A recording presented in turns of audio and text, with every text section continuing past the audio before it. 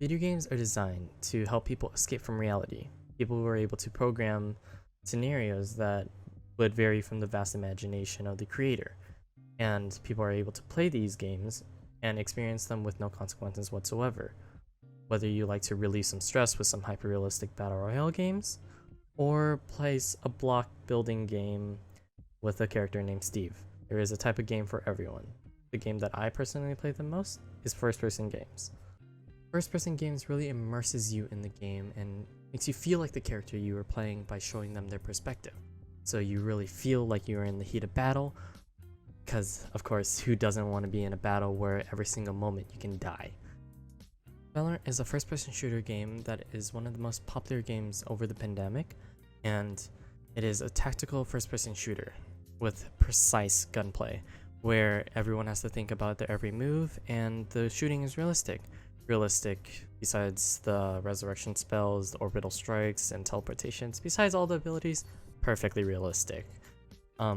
Each character is called an agent, and these agents can use specific abilities, and the worst agent in the game is a person that goes by the codename Breach.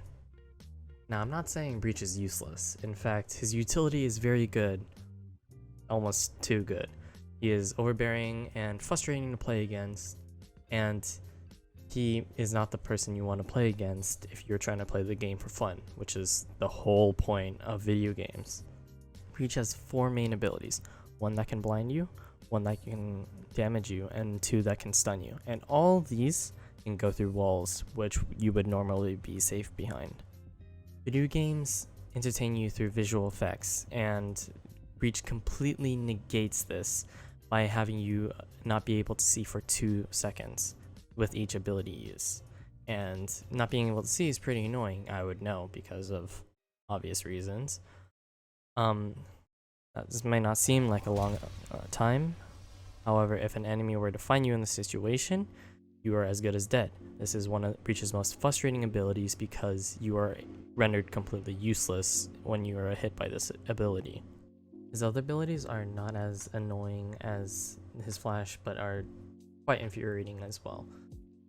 One of his abilities is he creates an area, and the players in the area are stunned. They are unable to shoot well, they are able to move well, and this lasts for 3 seconds. Once again, if you're caught in this ability, you are as good as dead.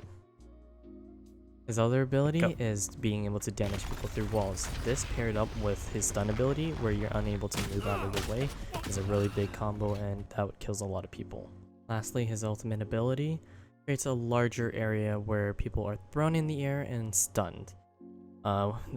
This has a much wider range, which makes it much harder for people to get out of the way and avoid.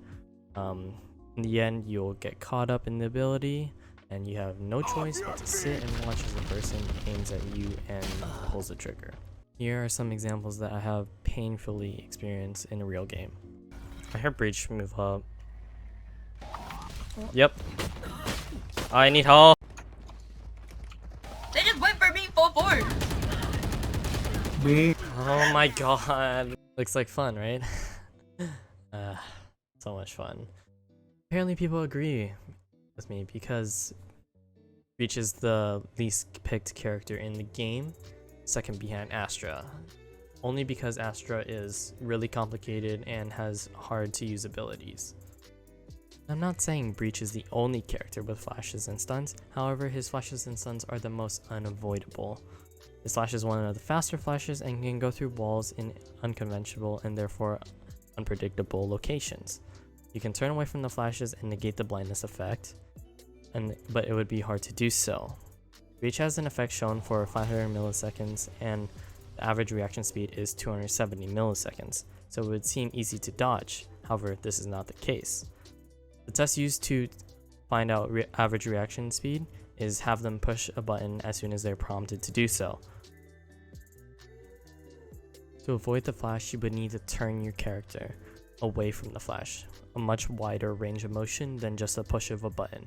And Valorant, as I mentioned before, is a tactical shooter where you would have to have a thought process between every action, and being focused on something else would also diminish your reaction speed. This would make Breach's flashes extremely hard to avoid. Now, people argue, if it bothers me so much, why don't I just play Breach?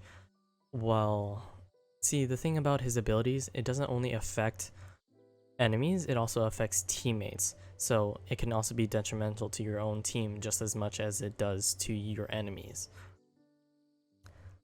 I spent well over 500 hours on Valorant, something I could have definitely spent more time on something productive, but I can proudly say that Breach is the worst character in Valorant.